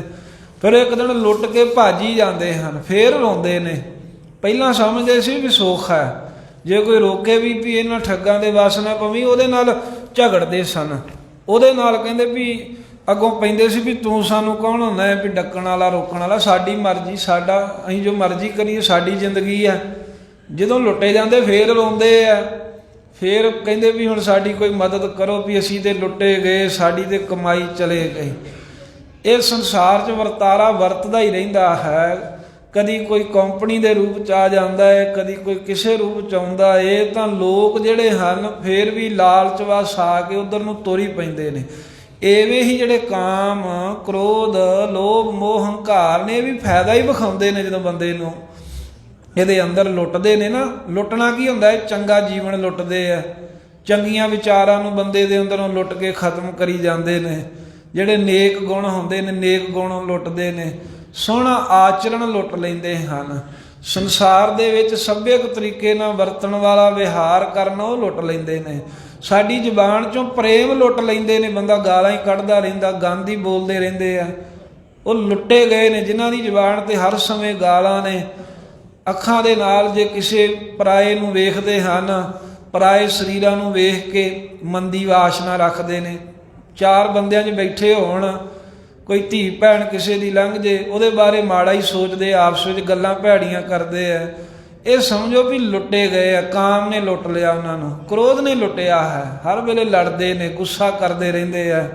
ਹੰਕਾਰ ਵਿੱਚ ਲੁੱਟੇ ਗਏ ਆ, ਆਫਰ ਕੇ ਰਹਿੰਦੇ ਹਨ। ਕਿਸੇ ਨੂੰ ਮੋਹ ਨੇ ਲੁੱਟ ਲਿਆ ਹੈ। ਸੋ ਇਸ ਤਰ੍ਹਾਂ ਕੋਈ ਲੋਭ ਲਾਲਚ ਵਿੱਚ ਆਪਣਾ ਧਰਮ ਹੀ ਹਾਰ ਦਿੰਦੇ ਨੇ। ਧੰਨ ਗੁਰੂ ਅਮਰਦਾਸ ਸਾਹਿਬ ਜੀ ਸੁਚੇਤ ਕਰਦੇ ਨੇ ਵੀ ਸਾਰੇ ਸੰਸਾਰ ਨੂੰ ਇਹ 5 ਦੂਤ ਲੁੱਟ ਰਹੇ ਨੇ। ਅੰਦਰ ਬੈਠੇ ਚੰਗਾ ਜੀਵਨ ਖਰਾਬ ਕਰ ਰਹੇ ਨੇ, ਪਰ ਮਨਮੁਖਾਂ ਨੂੰ ਖਬਰ ਹੀ ਨਹੀਂ। ਉਹ ਅੱਗੋਂ ਇਹ 'ਚ ਹੀ ਸਵਾਦ ਮੰਨੀ ਬੈਠੇ, ਵਕਾਰ ਭੋਗਣ 'ਚ ਹੀ ਇਹਨੂੰ ਸੁੱਖ ਮੰਨੀ ਬੈਠੇ ਆ। ਇਹ ਨਹੀਂ ਖਬਰ ਵੀ ਜਿਹੜਾ ਜੀਵਨ ਹੈ ਵੀ ਇਹ ਹੀਰੇ ਜੈਸਾ ਜਨਮ ਹੈ, ਕੌਡੀ ਬਦਲੇ ਜਾਏ, ਵੀ ਇਹ ਅਮੋਲਕ ਜਨਮ ਸੀ ਤੇ ਕੌਡੀਆਂ ਦੇ ਭਾਅ, ਵਕਾਰਾਂ ਦੇ ਭਾਅ ਜਾ ਰਿਹਾ ਹੈ। ਪਰਮੇਸ਼ਰ ਅਕਾਲ ਪੁਰਖ ਦੀ ਉਹਨਾਂ ਨੂੰ ਕੋਈ ਸੁੱਧ ਨਹੀਂ ਹੈ। ਉਸ ਵਾਹਿਗੁਰੂ ਦੀ ਕੋਈ ਸਾਰ ਖਬਰ ਨਹੀਂ ਹੈ ਵੀ ਮਾਲਕ ਵਾਹਿਗੁਰੂ ਨੂੰ ਪ੍ਰਾਪਤ ਕਰਨਾ ਇਸ ਮਨੁੱਖਾ ਜਨਮ ਵਿੱਚ। ਗੁਰਮੁਖ ਹੋਵੈ ਸੋ ਆਪਣਾ ਘਰ ਰੱਖੈ। ਮਹਾਰਾਜ ਸਾਰੇ ਹੀ ਲੁੱਟੇ ਜਾਂਦੇ, ਤੁਸੀਂ ਸੰਸਾਰ ਦੀ ਗੱਲ ਕੀਤੀ ਜਾਂ ਕੋਈ ਬਚ ਵੀ ਜਾਂਦਾ ਹੈ? ਕਹਿੰਦੇ ਜਿਹੜੇ ਗੁਰਮੁਖ ਹੁੰਦੇ ਨੇ ਨਾ ਉਹ ਆਪਣਾ ਘਰ ਰੱਖੈ, ਰੋਕ ਕੇ ਰੱਖ ਲੈਂਦੇ ਨੇ, ਭਾਵ ਲੁੱਟਣ ਤੋਂ ਬਚਾ ਲੈਂਦੇ ਨੇ। ਜਿਹੜੇ ਤਾਂ ਸੁਚੇਤ ਰਹਿੰਦੇ ਨੇ ਉੱਥੇ ਤਾਂ ਔਖਾ ਹੀ ਹੈ ਨਾ ਫਿਰ ਇਹਨਾਂ ਠੱਗਾਂ ਦਾ ਜਾਣਾ। ਇਹ ਨਹੀਂ ਵੀ ਹੱਲਾ ਨਹੀਂ ਕਰਦੇ ਤਾਂ ਉੱਥੇ ਵੀ ਹੈ, ਪਰ ਜਿੱਥੇ ਸਿਕਿਉਰਿਟੀ ਹੋਵੇ, ਜਿੱਥੇ ਸਾਧ ਸੰਗਤ ਪਹਿਰੂ ਰਾਸ਼ਬ, ਜਿੱਥੇ ਆਪ ਪਹਿਰੇਦਾਰ ਰੱਖਿਆ ਕਰਨ ਵਾਲੇ ਹੋਣ, ਪਹਿਰੂ ਰੁਆ ਸ਼ਬ, ਜਿੱਥੇ ਉਹਨਾਂ ਦਾ ਚੰਗਾ ਜੀਵਨ, ਚੰਗੀ ਛਵੀ ਹੀ ਪਹਿਰੇਦਾਰ ਹੋ ਜੇ ਜਿਨ੍ਹਾਂ ਦੀ, ਜਿਹੜਾ ਗੁਰਬਾਣੀ ਪੜ੍ਹਨੀ, ਨਿਤਨੇਮ ਕਰਨਾ, ਸੋਹਣਾ ਜੀਵਨ, ਇਹ ਪਹਿਰੇਦਾਰ ਦਾ ਕੰਮ ਕਰਦਾ। ਫਿਰ ਇਹ ਲੁੱਟਣ ਆਉਂਦੇ ਨੇ ਪਰ ਉਹ ਗੁਰਮੁਖ ਰੱਖ ਲੈਂਦੇ ਨੇ। ਉਹਨਾਂ ਦਾ ਪ੍ਰਤਾਪ ਹੀ ਇੰਨਾ ਹੁੰਦਾ, ਵਕਾਰ ਉਹਨਾਂ ਦੇ ਹਾਵੀ ਨਹੀਂ ਹੁੰਦੇ, ਵਕਾਰਾਂ ਨੂੰ ਆਪਣੇ ਉੱਪਰ ਉਹ ਪ੍ਰਭਾਵ ਪਾਉਣ ਹੀ ਨਹੀਂ ਦਿੰਦੇ। ਸੋ ਗੁਰਮੁਖ ਹੋਵੈ, ਜਿਹੜਾ ਮਹਾਰਾਜ ਕਹਿੰਦੇ ਗੁਰਮੁਖ ਹੁੰਦਾ ਹੈ, ਜਿਹੜਾ ਗੁਰੂ ਦੇ ਅਨੁਸਾਰ ਹੀ ਚੱਲਦਾ ਹੈ ਜੀਵ, ਸੋ ਆਪਣਾ ਘਰ ਰੱਖੈ। ਉਹ ਕੀ ਕਰਦਾ ਹੈ ਵੀ ਆਪਣੇ ਹਿਰਦੇ ਰੂਪੀ, ਸਰੀਰ ਰੂਪੀ ਘਰ ਨੂੰ ਬਚਾ ਕੇ ਰੱਖ ਲੈਂਦਾ ਹੈ। ਪੰਚ ਦੂਤ ਸ਼ਬਦ ਪਚਾਵਣਿਆ। ਕਿਉਂਕਿ ਜਿਹੜੇ ਪੰਜ ਦੂਤ ਨੇ ਨਾ, ਇਹ ਕਾਮ ਕ੍ਰੋਧ ਆਦਿਕ, ਇਹਨਾਂ ਨੂੰ ਗੁਰੂ ਦੇ ਸ਼ਬਦ ਦੁਆਰਾ ਪਚਾਵਣਿਆ ਕੀ ਹੁੰਦਾ ਵੀ ਸਾੜ ਦਿੰਦਾ ਹੈ, ਸਾੜ ਦਿੰਦਾ ਹੈ। ਇਹਨਾਂ ਦੇ ਮਗਰ ਨਹੀਂ ਲੱਗਦਾ, ਖਤਮ ਕਰ ਦਿੰਦਾ ਹੈ ਵਿਕਾਰਾਂ ਦੇ ਪ੍ਰਭਾਵ ਨੂੰ ਆਪਣੇ ਅੰਦਰੋਂ। ਇੱਕ ਗੁਰਮੁਖ ਸਦਾ ਸੱਚੈ ਰੰਗ ਰਤੇ। ਇੱਕ ਤਾਂ ਉਹ ਕਈ ਜੀਵ ਨੇ ਜਿਹੜੇ ਗੁਰੂ ਸਾਹਿਬ ਨੂੰ ਮੁੱਖ ਰੱਖਦੇ ਆ, ਗੁਰਮੁਖ ਬਣੇ ਨੇ, ਉਹ ਕੀ ਕਰਦੇ ਆ ਵੀ ਸਦਾ ਸੱਚੇ ਵਾਹਿਗੁਰੂ ਦੇ ਨਾਮ ਪ੍ਰੇਮ ਰੰਗ ਵਿੱਚ ਹੀ ਰੰਗੇ ਰਹਿੰਦੇ ਹਨ। ਨਾਮ ਦੀ ਉਹਨਾਂ ਨੂੰ ਸਦਾ ਹੀ ਲਾਲੀ ਚੜੀ ਰਹਿੰਦੀ ਹੈ, ਨਾਮ ਦਾ ਹੀ ਰੰਗ ਪ੍ਰੇਮ ਹੈ ਉਹਨਾਂ ਦੇ ਅੰਦਰ। ਸਹਜੇ ਪ੍ਰਭ ਸੇਵ ਹੈ ਅਨ ਦਿਨ ਮਾਤੇ। ਉਹ ਸਹਿਜੇ ਸੁਤੇ ਹੀ ਮਹਾਰਾਜ ਸਾਹਿਬ ਜੀ ਦੀ ਕਿਰਪਾ ਦਾ ਸਦਕਾ ਕੋਈ ਬਹੁਤਾ ਹੱਠ ਨਹੀਂ ਕਰਦੇ, ਸਹਿਜੇ ਹੀ ਪ੍ਰਭੂ ਪਰਮੇਸ਼ਰ ਅਕਾਲ ਪੁਰਖ ਨੂੰ ਸੇਵਦੇ ਹਨ। ਅਨ ਦਿਨ ਰਾਤ ਦੇਣੀ ਵਾਹਿਗੁਰੂ ਦੀ ਸੇਵਾ ਵਿੱਚ, ਸਿਮਰਨ ਵਿੱਚ ਹੀ ਮਾਤੇ ਮਸਤ ਰਹਿੰਦੇ ਹਨ।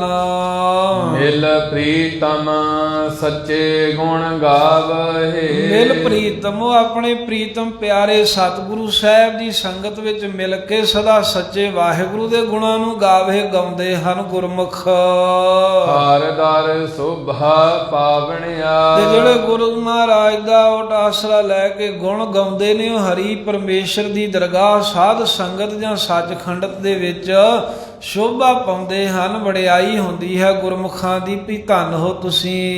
ਏਕਮ ਏਕੈ ਆਪ ਉਪਾਇਆ। ਏਕਮ ਇੱਕ ਹੈ।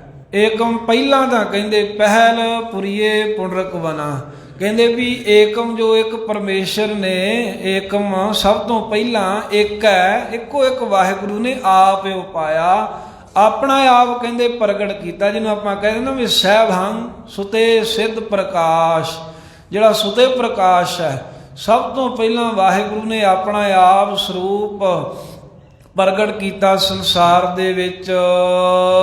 ਦੁਬਿਧਾ ਦੂਜਾ ਤ੍ਰਿਵਿਧ ਮਾਇਆ। ਫਿਰ ਦੁਬਿਧਾ ਦੂਜਾ, ਤੇ ਉਸ ਤੋਂ ਬਾਅਦ ਮਹਾਰਾਜ ਸਾਹਿਬ ਜੀ ਨੇ ਇਹ ਦੁਬਿਧਾ ਰੂਪ ਜਿਹੜੀ ਮਾਇਆ ਹੈ, ਇਹ ਰਜੋ ਤਮੋ ਸਤੋ ਗੁਣ ਤ੍ਰਿਵਿਧ, ਇਹ ਮਾਇਆ ਦੇ ਰੂਪ।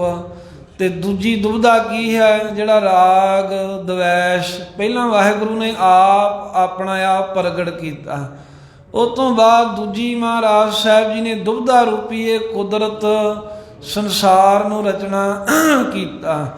ਅਤੇ ਫਿਰ ਰਜੋ ਤਮੋ ਸਤੋ ਗੁਣੀ ਰੂਪ ਤ੍ਰਿਵਿਧ, ਤਿੰਨ ਤਰ੍ਹਾਂ ਦੀ ਇਹ ਮਾਇਆ ਹੈ। ਰਜ ਗੁਣ, ਤਮ ਗੁਣ, ਸਤ ਗੁਣ ਕਹੀਏ, ਇਹ ਤੇਰੀ ਸਭ ਮਾਇਆ। ਇਹ ਮਹਾਰਾਜ ਸਾਹਿਬ ਅਕਾਲ ਪੁਰਖ ਵਾਹਿਗੁਰੂ ਦੀ ਸਭ ਤਰ੍ਹਾਂ ਕਰਕੇ ਮਾਇਆ ਹੀ ਹੈ ਪਰਮੇਸ਼ਰ ਦੀ। ਤੇ ਧੰਨ ਗੁਰੂ ਅਮਰਦਾਸ ਮਹਾਰਾਜ ਜੀ ਕਹਿੰਦੇ ਨੇ ਵੀ ਮਾਲਕ ਨੇ ਇਹ ਤਿੰਨ ਗੁਣਾ ਰੂਪੀ ਮਾਇਆ ਵੀ ਆਪ ਹੀ ਪੈਦਾ ਕੀਤੀ ਹੈ। ਜਾਂ ਇਹ ਭਾਵ ਵੀ ਕਹਿੰਦੇ ਹਨ ਵੀ ਸਭ ਤੋਂ ਪਹਿਲਾਂ ਅਕਾਲ ਪੁਰਖ ਵਾਹਿਗੁਰੂ ਜੋ ਹੈ ਉਸ ਪਰਮੇਸ਼ਰ ਨੇ ਏਕਮ ਇੱਕ ਹੈ ਆਪ ਉਪਾਇਆ, ਵੀ ਇੱਕੋ ਇੱਕ ਜੋ ਵਾਹਿਗੁਰੂ ਹੈ ਉਹਨੇ ਆਪ ਹੀ ਆਪਣੇ ਆਪ ਤੋਂ ਸਾਰੇ ਜਗਤ ਨੂੰ ਉਪਾਇਆ, ਪੈਦਾ ਕੀਤਾ। ਫਿਰ ਜਿਹੜਾ ਸਾਰਾ ਜਗਤ ਪੈਦਾ ਹੋਇਆ ਉਹ ਸਾਰੇ ਜਗਤ ਨੂੰ ਮਹਾਰਾਜ ਸਾਹਿਬ ਨੇ ਪਰਖਣ ਵਾਸਤੇ ਤ੍ਰਿਵਿਧ ਮਾਇਆ, ਰਜੋ ਤਮੋ ਸਤੋ, ਤਿੰਨ ਤਰ੍ਹਾਂ ਦੀ ਇਹ ਮਾਇਆ ਪ੍ਰਗਟ ਕਰ ਦਿੱਤੀ। ਤੇ ਜਿਹੜੇ ਜੀਵ ਇਸ ਮਾਇਆ ਦੇ ਵਿੱਚ ਲੱਗ ਗਏ ਦੁਬਿਧਾ, ਉਹਨਾਂ ਨੂੰ ਦੁਬਿਧਾ ਪੈ ਗਈ। ਫਿਰ ਦੁਬਿਧਾ ਪੈਣ ਕਰਕੇ ਦੂਜਾ ਕੀ ਹੈ ਵੀ ਦੂਜੇ ਜਿਹੜੇ ਜਮਦੂਤ ਆਦਿਕ ਹਨ, ਇਹ ਦੁਬਿਧਾ ਨੇ ਜੀਵਾਂ ਨੂੰ ਜਮਾਂ ਦੇ ਵਸ ਦੇ ਵਿੱਚ ਪਾ ਦਿੱਤਾ। ਦੁਬਿਧਾ ਕਰਕੇ ਜੀਵ ਜਮਾਂ ਦੇ ਵਸ ਪੈ ਗਏ, ਜੰਮਣ ਮਰਨ ਦੇ ਵਸ ਪੈ ਗਏ। ਜਾਂ ਵਾਹਿਗੁਰੂ ਨੇ ਸਭ ਤੋਂ ਪਹਿਲਾਂ ਆਪਣਾ ਆਪ ਪੈਦਾ ਕੀਤਾ, ਫਿਰ ਆਪਣੇ ਤੋਂ ਬਾਅਦ ਦੂਸਰੇ ਨੰਬਰ ਤੇ ਮਾਲਕ ਨੇ ਜੋ ਇਹ ਆਪਣੀ ਕੁਦਰਤ ਸ਼ਕਤੀ ਪੈਦਾ ਕੀਤੀ। ਤੀਸਰੇ ਨੰਬਰ ਤੇ ਇਸ ਸ਼ਕਤੀ ਦੁਆਰਾ ਫਿਰ ਮਾਇਆ ਦੁਆਰਾ ਤਿੰਨ ਗੁਣ ਮਹਾਰਾਜ ਨੇ ਆਪਣੇ ਮਾਇਆ ਰੂਪ ਹੀ ਪੈਦਾ ਕੀਤੇ। ਪਹਿਲ ਪੁਰਸਾ ਬਿਰਾ ਅਥੋਨ ਪੁਰਸਾ ਦਮਰਾ, ਵੀ ਪਹਿਲਾ ਮਾਲਕ ਪਰਮੇਸ਼ਰ ਆਪ ਪ੍ਰਗਟ ਹੋਇਆ, ਫਿਰ ਆਪਣੇ ਤੋਂ ਹੀ ਉਸ ਵਾਹਿਗੁਰੂ ਨੇ ਦੂਸਰੀ ਮਾਇਆ ਪੈਦਾ ਕੀਤੀ, ਮਾਇਆ ਦੇ ਤਿੰਨ ਗੁਣ ਪੈਦਾ ਕੀਤੇ। ਚੌਥੀ ਪੌੜੀ ਗੁਰਮੁਖ ਉੱਚੀ, ਪਰ ਕੱਲਾ ਇਹ ਤਿੰਨ ਗੱਲਾਂ ਹੀ ਨਹੀਂ, ਇਹ ਤੋਂ ਉੱਪਰ ਉੱਠਣ ਵਾਲੀ ਵੀ ਮਹਾਰਾਜ ਨੇ ਬਖਸ਼ਿਸ਼ ਕੀਤੀ। ਵੀ ਸੰਸਾਰ ਦੇ ਜੀਵ ਦੁਬਿਧਾ 'ਚ ਪੈ ਜਾਂਦਾ, ਕੋਈ ਜਮਾਂ ਦੇ ਵਸ, ਕੋਈ ਮਾਇਆ ਦੇ ਤਿੰਨਾਂ ਗੁਣਾਂ 'ਚ ਲੱਗਾ ਰਹਿੰਦਾ। ਪਰ ਇਹ ਤੋਂ ਉੱਪਰ ਵੀ ਮਹਾਰਾਜ ਨੇ ਇੱਕ ਬਣਾਇਆ, ਤਿੰਨਾਂ ਗੁਣਾਂ ਤੋਂ ਉੱਪਰ ਵੀ ਅਵਸਥਾ ਹੋ ਗਈ। ਇਹ ਚੌਥੀ ਪੌੜੀ ਗੁਰਮੁਖ ਉੱਚੀ, ਵੀ ਚੌਥੀ ਪੌੜੀ, ਜਿਵੇਂ ਪੌੜੀ ਦੇ ਰਾਹੀਂ ਉੱਪਰ ਚੜ੍ਹੀਦਾ ਹੈ ਨਾ, ਇਵੇਂ ਚੌਥੀ ਅਵਸਥਾ ਹੈ ਜਿਹੜੀ ਤੁਰਿਆ ਅਵਸਥਾ ਜਿਹਨੂੰ ਕਹਿ ਦਿੰਦੇ ਨੇ। ਤਿੰਨਾਂ ਗੁਣਾਂ ਤੋਂ ਮਾਇਆ ਦੇ ਪ੍ਰਭਾਵ ਤੋਂ ਜਿਹੜਾ ਉੱਪਰ ਉੱਠ ਜਾਣਾ ਹੈ ਨਾ, ਇਹਨੂੰ ਮਹਾਰਾਜ ਨੇ ਚੌਥਾ ਪਦਾ ਜਾਂ ਚੌਥੀ ਪੌੜੀ ਜਾਂ ਤੁਰਿਆ ਅਵਸਥਾ ਕਿਹਾ ਹੈ। ਤੇ ਇਹ ਜਿਹੜੀ ਚੌਥੀ ਅਵਸਥਾ ਹੈ ਇਹ ਕੀ ਹੈ? ਕਹਿੰਦੇ ਵੀ ਇਹ ਪੌੜੀ ਦੀ ਨਿਆਈ ਹੈ ਜਿਹੜੀ ਗੁਰਮੁਖਾਂ ਨੂੰ ਪ੍ਰਾਪਤ ਹੋਈ ਹੈ, ਤੇ ਉੱਚੀ ਉੱਚੀ ਹੈ। ਜਿਵੇਂ ਮਾਲਕ ਕਿਹਾ ਹੈ ਨਾ ਵੀ ਅਤ ਉੱਚਾ ਤਾਕਾ ਦਰਬਾਰਾ, ਵੀ ਪਰਮੇਸ਼ਰ ਦਾ ਦਰਬਾਰ ਅਤਿਅੰਤ ਹੀ ਉੱਚਾ ਹੈ। ਉਸੇ ਤਰ੍ਹਾਂ ਹੀ ਇਹ ਜੋ ਚੌਥੀ ਅਵਸਥਾ ਰੂਪੀ ਪੌੜੀ ਹੈ ਵੀ ਬੜੀ ਉੱਚੀ ਹੈ। ਇਹ ਉੱਥੇ ਹੀ ਲੈ ਜਾਂਦੀ ਹੈ ਜਿੱਥੇ ਮਾਲਕ ਹੈ। ਜਿੰਨਾ ਉੱਚਾ ਮਾਲਕ ਹੈ ਉੱਥੋਂ ਤੱਕ ਪਹੁੰਚਾਉਣ ਦੇ ਵਾਸਤੇ ਹੀ ਉੱਚੀ ਇਹ ਪੌੜੀ ਦਾ ਕੰਮ ਕਰਦੀ ਹੈ। ਇਹ ਹੈ ਕੀ ਹੈ? ਤਿੰਨਾਂ ਗੁਣਾਂ ਤੋਂ ਮਾਇਆ ਤੋਂ ਉੱਪਰ ਜਿਹੜੀ ਬਿਰਤੀ ਉੱਠ ਜਾਣੀ ਹੈ। ਮਾਇਆ ਦਾ ਪ੍ਰਭਾਵ ਜਿਹੜਾ ਸਾਡੇ ਜੀਵਨ ਤੇ ਨਹੀਂ ਪੈਣਾ, ਇਹ ਗੁਰਮੁਖਾਂ ਨੂੰ ਪ੍ਰਾਪਤ ਹੋਈ ਹੈ। ਹੋਈ ਕਿਵੇਂ? ਉਹ ਅੱਗੇ ਦੱਸਦੇ ਨੇ। ਸੱਚੋ ਸੱਚ ਕਮਾਵਣਿਆ, ਕਿਉਂਕਿ ਉਹ ਸੱਚ ਹੀ ਸੱਚ ਜੋ ਪਰਮੇਸ਼ਰ ਦਾ ਨਾਮ ਹੈ, ਇਸ ਨਾਮ ਦੀ ਹੀ ਕਮਾਵਣਿਆ ਕਮਾਈ ਕਰਦੇ ਨੇ। ਭਾਵ ਨਾਮ ਹੀ ਜਪਦੇ ਤੇ ਨਾਮ ਹੀ ਜਪਾਉਂਦੇ ਨੇ। ਨਾਮ ਜਪਦਿਆਂ ਜਪਾਉਂਦਿਆਂ ਨਾਮ ਦੀ ਕਮਾਈ ਕਰਦਿਆਂ ਉਹਨਾਂ ਨੂੰ ਚੌਥੀ ਤੁਰਿਆ ਅਵਸਥਾ ਰੂਪੀ ਗੁਰਮੁਖਾਂ ਨੂੰ ਉੱਚੀ ਪੌੜੀ ਪ੍ਰਾਪਤ ਹੋ ਗਈ। ਪਰਮੇਸ਼ਰ ਦੀ ਭਗਤੀ ਦੁਆਰਾ ਵਾਹਿਗੁਰੂ ਦੇ ਨਾਲ ਲੀਨ ਹੋਣ ਵਾਲੀ ਅਵਸਥਾ, ਪਰ ਹੁੰਦੀ ਹੈ ਸੱਚ ਹੀ ਸੱਚ ਦੀ ਕਮਾਈ ਕਰਕੇ। ਸਭ ਹੈ ਸੱਚਾ ਜੇ ਸੱਚੇ ਭਾਵੈ, ਸਭ ਹੈ ਸੱਚਾ ਜੇ ਸੱਚੇ ਭਾਵੈ। ਧੰਨ ਗੁਰੂ ਅਮਰਦਾਸ ਮਹਾਰਾਜ ਸਾਹਿਬ ਜੀ ਕਹਿੰਦੇ ਨੇ ਵੀ ਸਭ ਕੁਝ ਹੈ ਤਾਂ ਸੱਚੇ ਦਾ ਹੀ ਬਣਾਇਆ ਹੋਇਆ, ਸੱਚੇ ਦਾ ਰੂਪ, ਪਰ ਉਹਨਾਂ ਦਾ ਜੀਵਨ ਸਫਲਾ ਹੈ ਜੇ ਸੱਚੇ ਭਾਵੈ, ਜਿਹੜੇ ਸੱਚੇ ਵਾਹਿਗੁਰੂ ਨੂੰ ਭਾ ਜਾਂਦੇ ਨੇ ਜੀਵ। ਜਾਂ ਜੇ ਸੱਚੇ ਭਾਵੈ, ਜਿਹੜੇ ਸੱਚੇ ਵਾਹਿਗੁਰੂ ਨੂੰ ਭਾ ਗਏ, ਸਭ ਹੈ ਸੱਚਾ। ਉਹਨਾਂ ਦਾ ਸਭ ਕੁਝ ਕੀਤਾ ਸਾਧਨ ਭਗਤੀ ਕਮਾਈ ਸਫਲੀ ਹੋ ਗਈ, ਵਾਹਿਗੁਰੂ ਨੂੰ ਪ੍ਰਵਾਨ ਹੋ ਗਈ, ਜਿਹੜੀ ਵਾਹਿਗੁਰੂ ਨੂੰ ਭਾਉਂਦੀ ਹੈ। ਜਿਨ ਸੱਚ ਜਾਤਾ ਸੋ ਸਹਿਜ ਸਮਾਵੈ। ਧੰਨ ਗੁਰੂ ਅਮਰਦਾਸ ਮਹਾਰਾਜ ਜੀ ਕਹਿੰਦੇ ਨੇ, ਭਾਈ ਜਿਨ ਸੱਚ ਜਾਤਾ, ਜਿਨ੍ਹਾਂ ਪੁਰਖਾਂ ਨੇ ਸੱਚ ਸਰੂਪ ਪਰਮੇਸ਼ਰ ਨੂੰ ਜਾਣ ਲਿਆ ਹੈ, ਜਾਂ ਸੱਚੇ ਦਾ ਨਾਮ ਜਪਣਾ ਹੀ ਸਭ ਤੋਂ ਉੱਤਮ ਹੈ।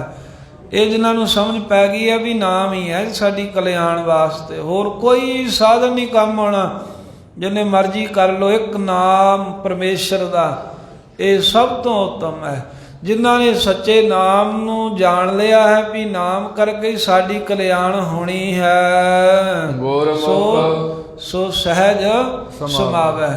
ਉਹ ਨਾਮ ਜਪਦਿਆਂ ਹੋਇਆਂ ਸਹਿਜ ਸਰੂਪ ਵਿੱਚ ਜਾਂ ਸਹਿਜ ਸੁਤੇ ਹੀ ਸਮਾ ਜਾਂਦੇ ਹਨ ਵਾਹਿਗੁਰੂ ਦੇ ਚਰਨਾਂ ਵਿੱਚ। ਗੁਰਮੁਖ ਕਰਨੀ ਸੱਚੇ ਸੇਵੈ। ਜਿਹੜੀ ਗੁਰਮੁਖਾਂ ਦੀ ਕਰਨੀ ਹੈ ਨਾ, ਗੁਰਮੁਖਾਂ ਦੀ ਕਮਾਈ ਇਹੀ ਹੁੰਦੀ ਹੈ ਵੀ ਉਹ ਸਦਾ ਸੱਚੇ ਪਰਮੇਸ਼ਰ ਨੂੰ ਸੇਵਦੇ ਹਨ, ਸੱਚੇ ਮਾਲਕ ਦੀ ਸੇਵਾ ਕਰਦੇ ਰਹਿੰਦੇ ਨੇ। ਪਰਮੇਸ਼ਰ ਦੀ ਸੇਵਾ ਕੀ ਹੈ? ਜਿਵੇਂ ਵਾਹਿਗੁਰੂ ਆਪ ਸ਼ਬਦ ਰੂਪ ਹੈ ਤੇ ਉਹਦੀ ਸੇਵਾ ਵੀ ਸਾਧ ਸੰਗਤ ਸ਼ਬਦ ਦੀ ਕਮਾਈ ਰੂਪੀ ਹੈ। ਜਿਵੇਂ ਆਪਾਂ ਕਿਸੇ ਨੂੰ ਚਿੱਠੀ ਲਿਖਦੇ ਹਾਂ, ਪਹਿਲਾਂ ਲੋਕ ਕਾਗਜ਼ਾਂ 'ਤੇ ਲਿਖਦੇ ਸੀ, ਹੁਣ ਜ਼ਿਆਦਾਤਰ ਜਿਵੇਂ ਅੱਜ ਕੱਲ੍ਹ ਦਾ ਹਿਸਾਬ ਹੈ ਵੀ ਲਿਖਦੇ ਆ ਕੋਈ ਪੱਤਰ, ਕੋਈ ਫੋਨ 'ਤੇ, ਕੋਈ ਨੈੱਟ ਦੇ ਰਾਹੀਂ ਲਿਖ ਕੇ ਭੇਜ ਦਿੰਦਾ। ਅਤੇ ਜਦੋਂ ਕਿਸੇ ਨੂੰ ਆਪਾਂ ਚਿੱਠੀ ਲਿਖ ਕੇ ਭੇਜਦੇ ਹਾਂ, ਉਹ ਸ਼ਬਦ ਕਰਕੇ ਲਿਖੀ ਗਈ ਨਾ, ਅਤੇ ਜਿੰਨੇ ਪ੍ਰੇਮ ਦੇ ਉਹਦੇ ਵਿੱਚ ਵਚਨ ਕਹੇ, ਫਿਰ ਉਹਦਾ ਜਵਾਬ ਵੀ ਆਪਾਂ ਚਿੱਠੀ ਰੂਪ ਵਿੱਚ, ਸ਼ਬਦ ਰੂਪ ਵਿੱਚ ਦਿੰਦੇ ਹਾਂ, ਅਤੇ ਉਹ ਤੋਂ ਵੱਧ ਕੇ ਪ੍ਰੇਮ ਦੇ ਵਚਨ ਵਿੱਚ ਲਿਖਦੇ ਹਾਂ। ਜੋ ਸਾਨੂੰ ਕਿਸੇ ਨੇ ਸੁਨੇਹਾ ਲਿਖ ਭੇਜਿਆ ਹੋਵੇ, ਉਹਦਾ ਉੱਤਰ ਉਹ ਤੋਂ ਵੀ ਫਿਰ ਜ਼ਿਆਦਾ ਪਿਆਰ ਨਾਲ ਲਿਖਣ ਦਾ ਯਤਨ ਕਰਦੇ ਹਾਂ। ਭਾਵ ਕਿ ਸ਼ਬਦ ਦੀ ਸੇਵਾ ਵੀ ਸ਼ਬਦ ਕਰਕੇ ਹੀ ਹੈ। ਸ਼ਬਦ ਬ੍ਰਹਮ ਹੈ, ਉਹਦੀ ਸੇਵਾ, ਉਹਦਾ ਸਿਮਰਨ ਇਹੀ ਹੈ ਵੀ ਅਸੀਂ ਵੀ ਸ਼ਬਦ ਦਾ ਅਭਿਆਸ ਕਰੀਏ, ਸ਼ਬਦ ਦੀ ਕਮਾਈ ਕਰੀਏ। ਮਹਾਰਾਜ ਸਾਹਿਬ ਨੇ ਗੁਰਬਾਣੀ ਲਿਖੀ ਹੈ ਸ਼ਬਦ ਰੂਪ ਦੇ ਵਿੱਚ। ਮਹਾਰਾਜ ਦੀ ਗੁਰਬਾਣੀ ਜਿਹੜੀ ਹੈ, ਇਹਨੂੰ ਮੰਨਣ ਦਾ ਉੱਤਰ ਦੇਣ ਰੂਪ ਵੀ ਸ਼ਬਦ ਦੀ ਕਮਾਈ ਕਰੀਏ, ਇਹਦਾ ਜਵਾਬ ਲਿਖ ਕੇ ਦਈਏ ਹਿਰਦੇ 'ਚ। ਮਹਾਰਾਜ ਸਾਨੂੰ ਤੇਰੀ ਬਾਣੀ ਤੋਂ ਬਗੈਰ ਹੋਰ ਕੁਝ ਭਾਉਂਦਾ ਹੀ ਨਹੀਂ ਹੈ, ਤੁਹਾਡਾ ਸ਼ਬਦ ਹੀ ਸਾਨੂੰ ਚੰਗਾ ਲੱਗਦਾ ਹੈ। ਇਵੇਂ ਗੁਰਮੁਖਾਂ ਦੀ ਇਹੀ ਕਰਨੀ ਹੈ, ਗੁਰਮੁਖ ਇਹੀ ਭਗਤੀ ਕਰਦੇ ਆ। ਹੋਰ ਕੋਈ ਸਾਧਨ, ਹੋਰ ਕੋਈ ਪਖੰਡ, ਹੋਰ ਕੋਈ ਵਿਖਾਵਾ, ਉਹਨਾਂ ਚੱਕਰਾਂ 'ਚ ਪੈਂਦੇ ਨਹੀਂ। ਗੁਰਮੁਖਾਂ ਦੀ ਕਰਨੀ ਕਮਾਈ ਭਗਤੀ ਇਹੀ ਹੈ ਵੀ ਸਦਾ ਸੱਚੇ ਪਰਮੇਸ਼ਰ ਨੂੰ ਸੇਵਦੇ ਨੇ, ਵਾਹਿਗੁਰੂ ਦੀ ਸੇਵਾ ਸਿਮਰਨ ਵਿੱਚ ਲੱਗੇ ਰਹਿੰਦੇ ਹਨ। ਸਾਚੇ ਜਾਏ ਸਮਾਵਣਿਆ। ਤੇ ਉਹ ਸੱਚੇ ਪਰਮੇਸ਼ਰ ਦੇ ਨਾਮ ਨੂੰ ਜਪਦਿਆਂ ਜਾ ਕੇ, ਭਾਵ ਕਿ ਉਸ ਅਵਸਥਾ ਵਿੱਚ ਪਹੁੰਚ ਜਾਂਦੇ ਨੇ ਜਿੱਥੇ ਵਾਹਿਗੁਰੂ ਵਿੱਚ ਹੀ ਸਮਾ ਜਾਂਦੇ ਹਨ। ਸੱਚੇ ਬਾਜੋ ਕੋ ਅਵਰ ਨਾ ਦੂਆ। ਸੱਚੇ ਵਾਹਿਗੁਰੂ ਤੋਂ ਬਗੈਰ ਜਾਂ ਉਹਦੇ ਨਾਮ ਤੋਂ ਬਗੈਰ ਹੋਰ ਕੋਈ ਵੀ ਦੂਜਾ ਨਹੀਂ ਹੈ ਸਾਡਾ ਸਹਾਇਕ ਮਦਦਗਾਰ।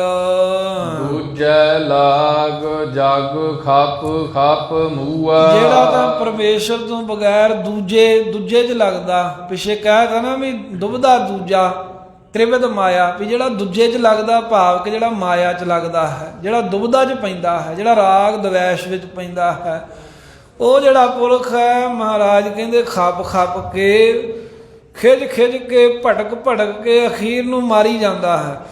ਉਹਦਾ ਜੀਵਨ ਸਦਾ ਦੁੱਖਾਂ ਦੇ ਨਾਲ ਭਰਿਆ ਰਹਿੰਦਾ ਹੈ। ਖਪ ਕੇ, ਖਿੱਚ ਕੇ ਬਸ ਨੇਤੀ ਮਰਦਾ ਹੈ। ਕਹਿੰਦਾ ਮੈਂ ਤਾਂ ਮਰ ਕੇ ਜਿਉਣਾ ਹਾਂ, ਭਾਵ ਦੁਖੀ ਹੁੰਦਾ ਹੈ ਰੋਜ਼ ਹੀ।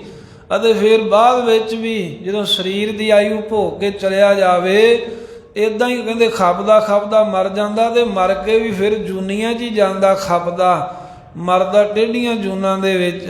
ਸੋ ਇਹ ਜਿਹੜਾ ਦੂਜੇ ਨਾਲ ਲੱਗਣਾ ਹੈ, ਉਹਦਾ ਫਲ ਮਿਲਦਾ ਹੈ ਵੀ ਬੰਦਾ ਸਦਾ ਦੁਖੀ ਰਹਿੰਦਾ ਪਰਮੇਸ਼ਰ ਨੂੰ ਛੱਡ ਕੇ।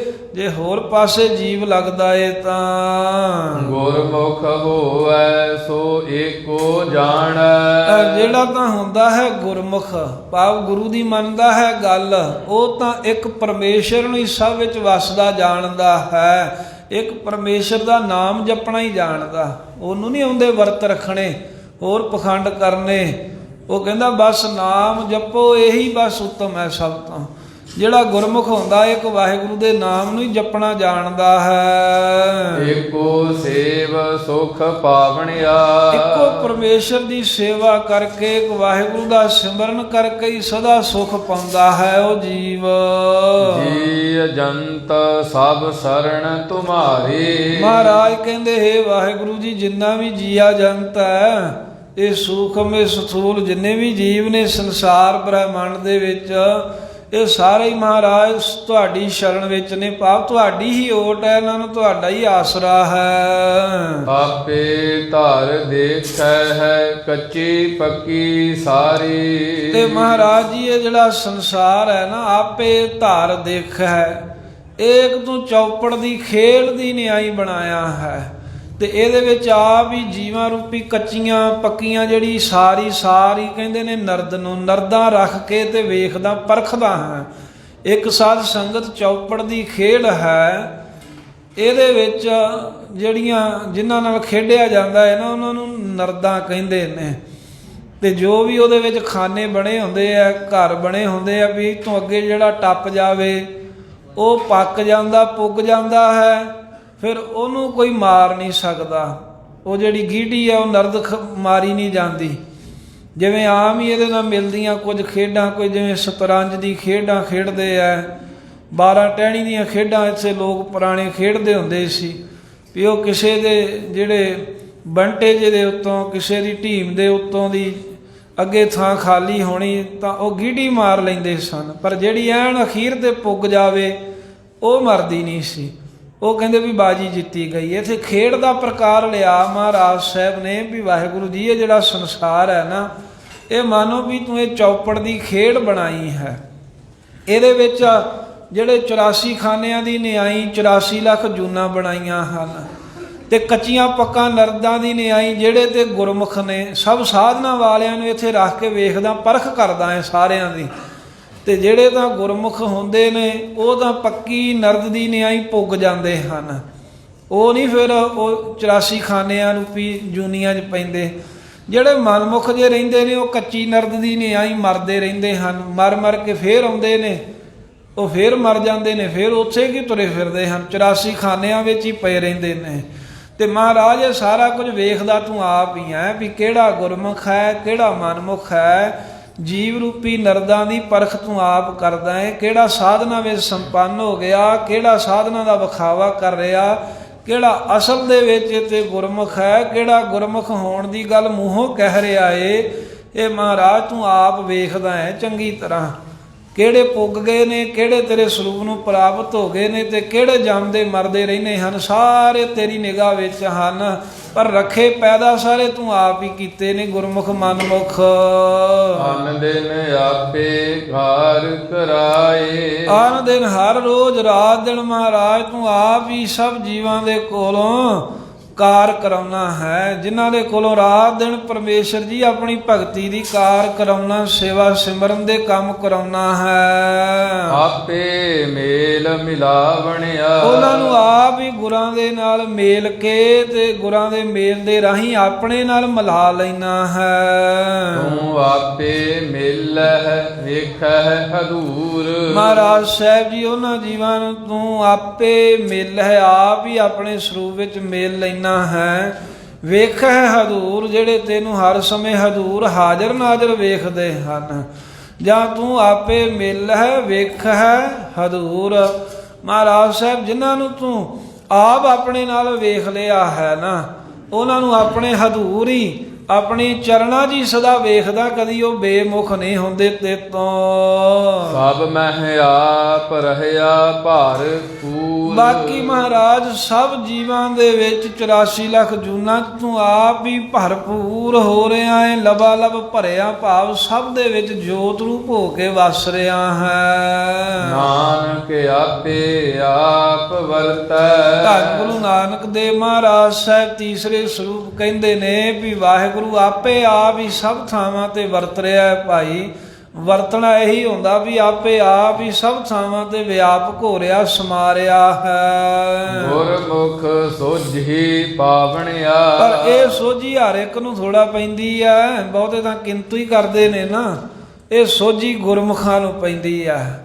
ਜਿਹੜੇ ਗੁਰਮੁਖ ਬਣ ਜਾਂਦੇ ਹਨ, ਕੋਈ ਵਿਰਲੇ ਜਨ ਪੁਰਖ ਜਿਨ੍ਹਾਂ ਨੂੰ ਗੁਰੂ ਸਾਹਿਬ ਦਾ ਉਪਦੇਸ਼ ਦ੍ਰਿੜ ਕਰਾ ਦਿੰਦਾ ਹੈ, ਗੁਰਮੁਖਾਂ ਨੂੰ ਇਸ ਗੱਲ ਦੀ ਸੋਝੀ, ਇਹ ਸਮਝ ਗਿਆਤ ਵਾਹਿਗੁਰੂ ਪਾ ਦਿੰਦਾ ਹੈ। ਗੁਰਮੁਖਾਂ ਨੂੰ ਇਹ ਸਮਝ ਪ੍ਰਾਪਤ ਹੋ ਜਾਂਦੀ ਹੈ ਵੀ ਵਾਹਿਗੁਰੂ ਪਰਿਪੂਰਨ ਹੈ, ਸਭ ਥਾਵਾਂ ਤੇ ਮਾਲਕ ਵਿਆਪਕ ਹੈ। ਪਰਮੇਸ਼ਰ ਅਕਾਲ ਪੁਰਖ ਦੇ ਨਾਮ ਤੇ ਹੁਕਮ ਤੋਂ ਬਗੈਰ ਸਾਡੀ ਕਲਿਆਣ ਕਦੀ ਹੋ ਨਹੀਂ ਸਕਦੀ। ਜਿਨ੍ਹਾਂ ਨੂੰ ਇਹ ਸਮਝ ਪੈ ਗਈ ਹੈ, ਜਿਨ੍ਹਾਂ ਨੂੰ ਇਹ ਸੋਝੀ ਆ ਗਈ ਹੈ, ਉਹ ਕਹਿੰਦੇ ਨੇ ਵਾਹਿਗੁਰੂ ਵਾਹਿਗੁਰੂ ਵਾਹਿਗੁਰੂ ਵਾਹਿਗੁਰੂ ਵਾਹਿਗੁਰੂ ਵਾਹਿਗੁਰੂ ਵਾਹਿਗੁਰੂ ਵਾਹਿਗੁਰੂ ਵਾਹਿਗੁਰੂ ਵਾਹਿਗੁਰੂ ਵਾਹਿਗੁਰੂ ਵਾਹਿਗੁਰੂ